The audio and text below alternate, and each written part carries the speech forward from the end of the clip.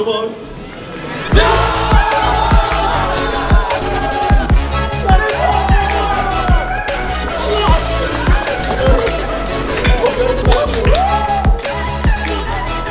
Congratulations, man. You just took down the EPT Cyprus main event here for over $1 million.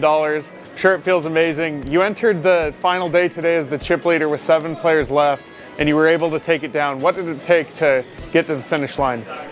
Yeah, it was very close, and I think it was just very much for everyone involved a battle of who can just hold on, who can keep playing like steady and not make too many big mistakes, because the pressure is on, has been on for multiple days already, right? And it just gets bigger and bigger and bigger, and everyone just has that feeling of, I want it to be over with, and I want to be done with it, but you also want to keep playing your own game. So yeah, what did it take? I don't know. Good cards, and I like to think also mostly good decisions. There's a couple of spots where I was like, I don't know if I played that optimally, but yeah, I like to think that I made some good decisions in the end to maneuver my way to the heads up and eventually to win. So yeah. Speaking of those good decisions, there was a very memorable hand from a couple days ago where you 6-bet with ace-queen. You had the best hand. You got your opponent to fold ace-10, but was that a value raise? What were you going for in that hand? I think at that point you can't really call it value anymore. It's more of a thing of like his range of hands that he can have, right, is basically aces and very sometimes kings. But I think he can also just have a lot of bluffs in that scenario. So when I'm in that spot and I get 5-bet, what goes through my mind is obviously just like the setting of it being the final hand of the day, right? And he was the kind of guy to really push hard and just really not keep his foot off the gas at that point. So in my mind, it just means that he has a lot more bluffs than value. But if I 6-bet and I don't go all in, then he can still go all in and I can't do much. Then I'm kind of forced to fold. That means that the spot that I think is good for me is to just take the 1 million that's in there and just slam the door shot, kind of. That's kind of the idea. So you just get into a really sick leveling war like that. And you kind of just have to be the first person to slam the door shot and then hopefully not run into aces. Yeah, that was a great leveling war. Yeah.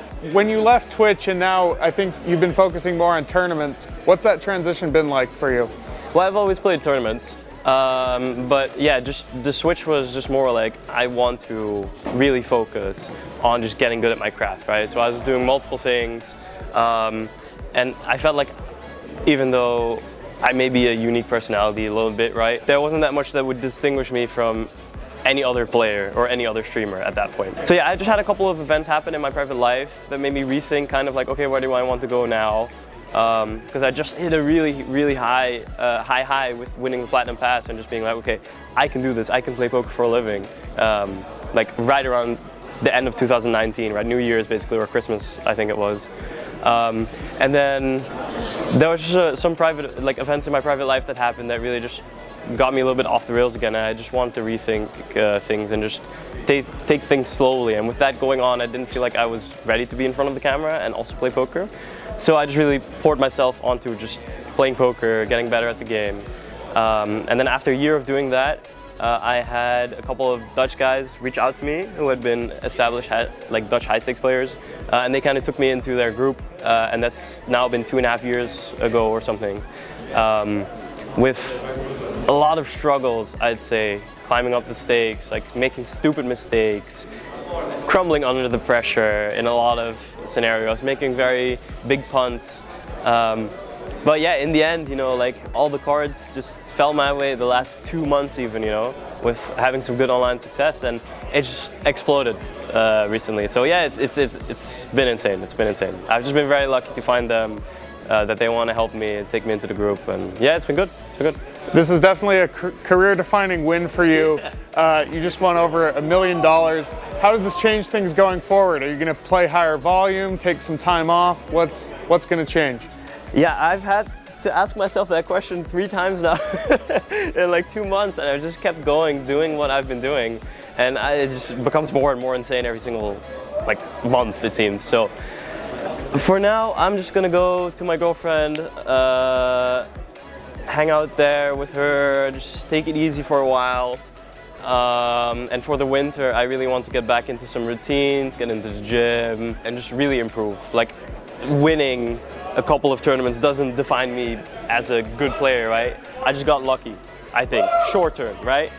But yeah, I just want to make sure that I keep improving, and yeah, eventually really prove myself in higher and higher stakes. So yeah, I'm just gonna keep doing my thing, build some routines, take some time off for now, and yeah, we'll see from there on.